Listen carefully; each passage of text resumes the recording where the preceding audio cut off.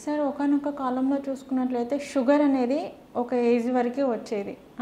కొంచెం పెద్దవారికి మాత్రానికి ఒక 50, 60 ఉన్న వాళ్ళకి షుగర్ ఎక్కువగా వచ్చేది. బట్ ఇప్పుడు మనకి ఈ జనరేషన్‌లో చూసుకున్నట్లయితే ఒకానొక ఏజే కాకుండా ఆఫ్టర్ 20 ఎవరికైతే ఉంటుందో సో వాళ్ళందరికీ షుగర్ అనేది ఆటోమేటిక్‌గా వచ్చేస్తుంది.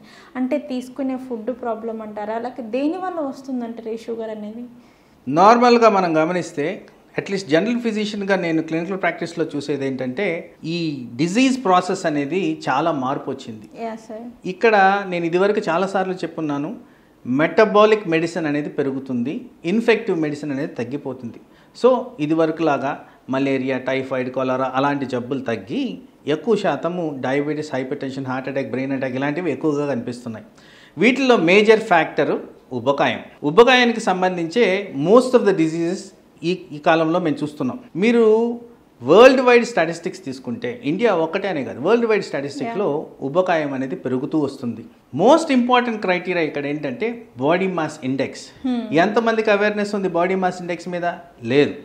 So body mass index Indian subset of పాపులేషన్కి ఉండాల్సింది 22 నుంచి 23 మధ్యన ఉండాలి. అలా ఉంటే ఈ షుగర్ వ్యాధి రాకుండా నివారించుకోవచ్చు. సో దానికి ఏం చేయాలి? క్రమశిక్షణగా బిగినింగ్ నుంచి, మీరు 20 సంవత్సరాల నుంచి డయాబెటీస్ కనిపిస్తుందంటే క్రమశిక్షణ లేని వాళ్ళలోనే కనిపిస్తుంది. ఇది ఆల్మోస్ట్ ఒక 90% ఆఫ్ పీపుల్లో క్రమశిక్షణ లేదు కాబట్టి వస్తుంది. 10% న్యాచురల్గా వస్తాయి డిజీజెస్, అంటే కంజనైటల్ అంటే పుట్టుకతో వచ్చేవి, లేదు వేరే డిజీజ్ కారణంగా వచ్చేవి, ఏదో అసోసియేషన్ కండిషన్స్తో వచ్చే డయాబెటీస్ కాకుండా జనరల్గా ఈ మెటబాలిక్ మెడిసిన్కి సంబంధించి మాట్లాడితే ప్రైమరీ ప్రాబ్లం ఉబకాయం. సో ఉబకాయాన్ని తగ్గించుకుంటూ నివారించుకుంటూ వస్తే ఫస్ట్ డయాబెటీస్ని నివారించుకోవచ్చు. సో వీటిల్లో ఇంకో క్రైటీరియా ఏంటంటే ఈ మెటబాలిక్ డిజీజెస్లో మోస్ట్ కామన్గా మేము ఈ కాలంలో గమనించేది మానసిక ఒత్తిడి.